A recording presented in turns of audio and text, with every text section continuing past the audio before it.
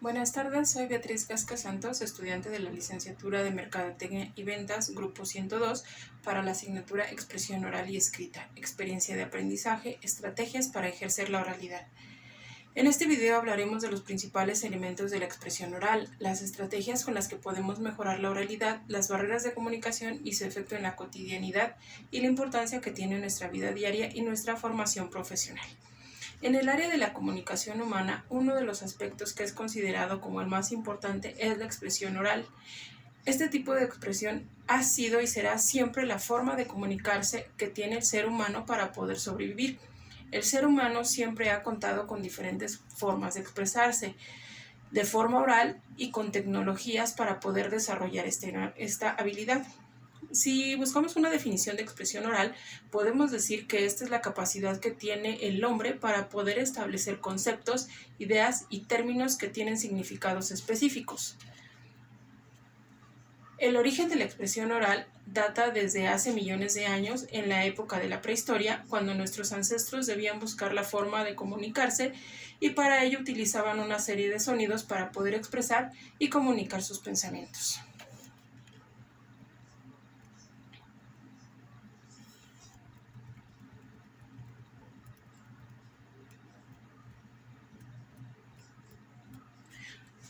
Los principales elementos de la expresión oral, entre los aspectos que se deben observar con mucha atención están los siguientes. Uno de los más importantes es la mirada. De todos los componentes no verbales, la mirada es la más importante, ya que es el elemento de conexión con el oyente o con el público. La voz. La imagen auditiva tiene un gran impacto para el auditor. A través de la voz se pueden transmitir sentimientos y actitudes. Podemos jugar con ella, con los tonos, el volumen, el ritmo o los sonidos de las letras y palabras, entre otros aspectos. La respiración. Nuestra respiración es un elemento que pasa desapercibido. Es el elemento invisible por la sutileza con la que aparece, pero no puede resultar muy determinante en ocasiones. Es importante adecuar nuestro ritmo de habla o el de la respiración en base a nuestra capacidad pulmonar. El lenguaje no verbal es el elemento oculto, el que no vemos, pero tiene un gran peso en la comunicación a la hora de expresar lo que realmente queremos decir, como la gestualidad, en dónde van las manos, la posición que tenemos, nuestra cara y, los movimientos en el espacio. La oralidad se refiere al lenguaje de cada persona, el vocabulario, las palabras que utiliza cuando habla. En este inciden diferentes aspectos que se entrelazan. Por ejemplo,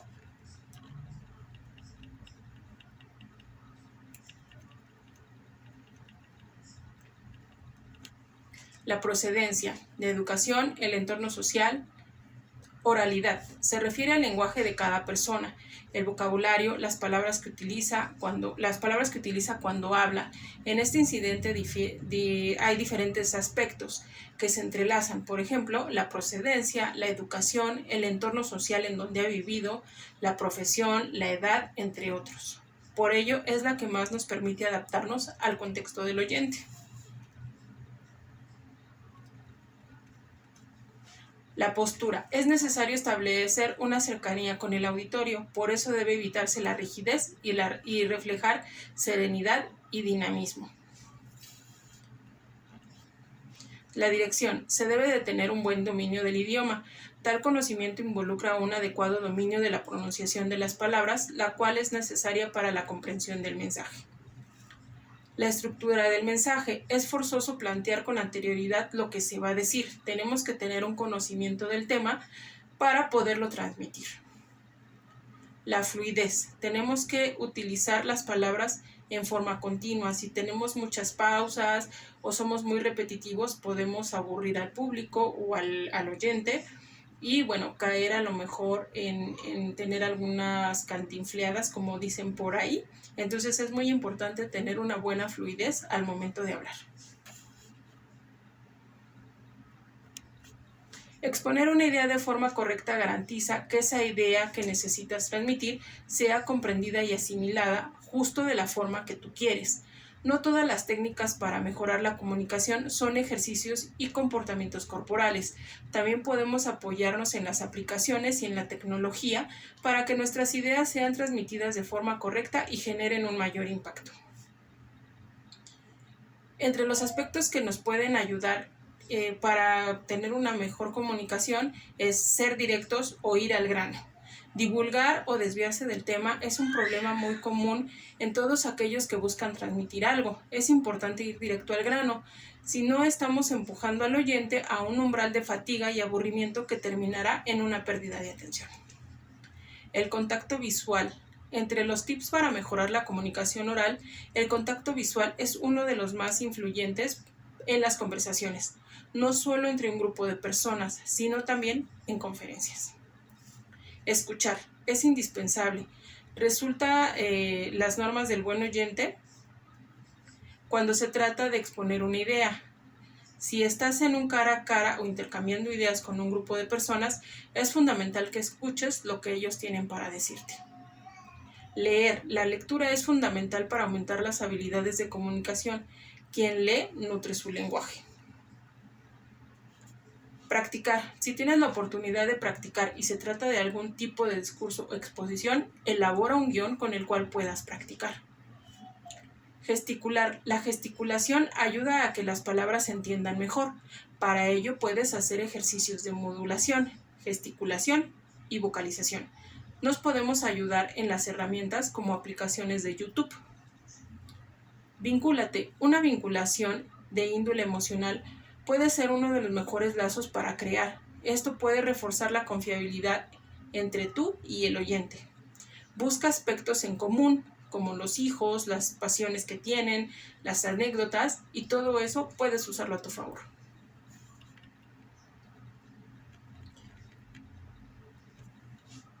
Utiliza los medios adecuados. Las vías de comunicación abundan y usarlas es fundamental. Utiliza los medios adecuados para ello. Estas herramientas nos van a ayudar a tener una mejor comunicación.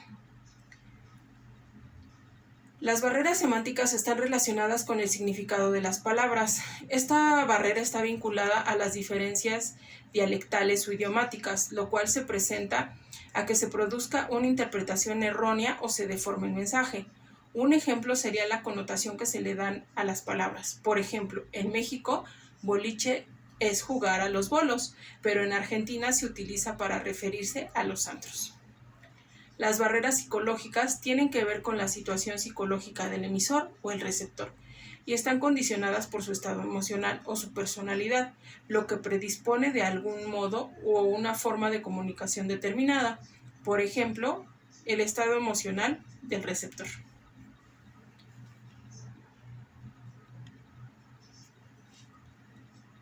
Las barreras fisiológicas. La deficiencia fisiológica del emisor o receptor, tanto por condiciones médicas como ceguera, sordera, el no hablar o tener alguna enfermedad transitoria como un resfriado, una alergia, determina el correcto funcionamiento de la comunicación, toda vez que resta calidad y fidelidad a un mensaje. Las barreras físicas están relacionadas no con la persona, sino con el entorno en el que se encuentra la persona. Los obstáculos que impiden una correcta comunicación pueden ser ambientales, por ejemplo, el ruido, la distancia, tecnológicas, la falta de internet, la mala calidad de los equipos. Por ejemplo, cuando nos encontramos en una sesión de internet y la conexión falla, este puede generar aburrimiento o descontrol, ya que se pierde la secuencia.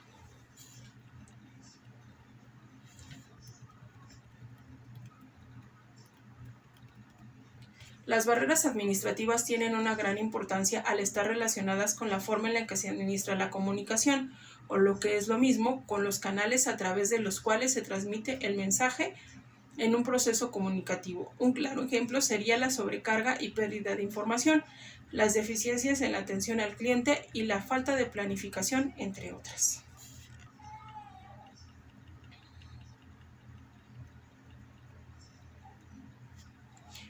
En el ámbito personal y laboral es necesario desarrollar una buena comunicación de todo tipo. Esta se logra cuando somos capaces de saber escuchar y comprender. Debemos observar el lenguaje y los símbolos, demostrando interés y dejando que los demás se puedan expresar libremente y sinceramente. Ser empáticos o ponernos en el lugar del otro. No existe una receta para resolver los problemas de comunicación. Sin embargo, cada uno de nosotros podemos mejorar la forma de expresarnos y transmitir a los demás nuestras ideas o pensamientos. La verdadera comunicación no comienza hablando, sino escuchando. La comunicación no está dada por el emisor que habla y el receptor que escucha, sino por dos o más seres que intercambian y comparten experiencias. En lo laboral, la comunicación en el marketing envuelve las comunicaciones alrededor de los clientes y los ayuda a avanzar a través de las distintas etapas del proceso de compra. Al mismo tiempo, la organización consolida su imagen, desarrolla un diálogo y fortalece la relación con sus clientes, además de obtener una buena reputación que le da la capacidad de mantener a un cliente de por vida.